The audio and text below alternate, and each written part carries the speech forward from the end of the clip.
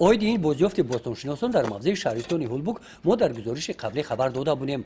آن وقت در این چقوری تنها این قبور سفالی دریافت گردیده را نشان دادیم. در نتیجه کووش و برآوردن خاک از پهلوی قبور باستانشناسان انا این قبورهای سفالی با هم پیوست شده دیگر و این انشاءات را پیدا نمودند. با خشت پخته انا همین گونه دوره شکل ساخته شده است. تخمین میکنند که این انشاءات آبرسان است. از همینجا شهر با آب نوشاکی تامین میگشت. باستانشناسان میگویند که در اینجا بازیافت نو و نادر پیدا نمودند. با مقصد دریافت معلومات های تازه پورا و عمیق آموختن این موضوع نیمه دوم ماه نوامبر در شهرستان هولبوک انا همین طور کووش های نو شروع گردیدند. زمین با خشت و سفالپاره ها از ویرانه های باقی مانده شهری ویران گشته سخت است. با وجود سختی زمین باستانشناسان با احتیاط بیل زده جای بازیافت را از خاک تازه میکنند. عبدالله خوجایف دیرکتور ممنونگاه تاریخی هولبوک است. در این کوشش همراه کارمندان ممنونگاه اشتراک دارد. در نیم ساله اول ما در موضع کووش یافته ایستاده شبکه آبصافکاری شهرستان و محله هنرمندان شهرستان هولبوک را دریافت کردیم و برای مکمل نمودن این موضوع برای پورا گرداندن معلومات ها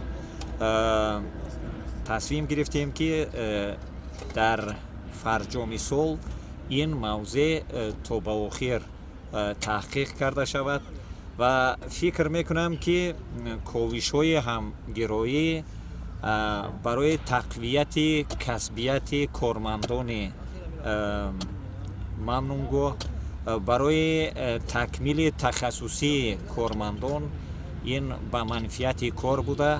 از فعالیت روزمره مؤسسه که با آموزش تحقیق و پیشنهاد نمودن آن میراث نیاگان که به ذمه کارمندان واگذار شده است این حفریات‌های باستانشناسی به منفعت کار عموم است. نگاره هایی که از شهرستان هولبوک باستانشناسان پیدا نمودند در آثارخانه تاریخی هولبوک نگاه داشته شدند.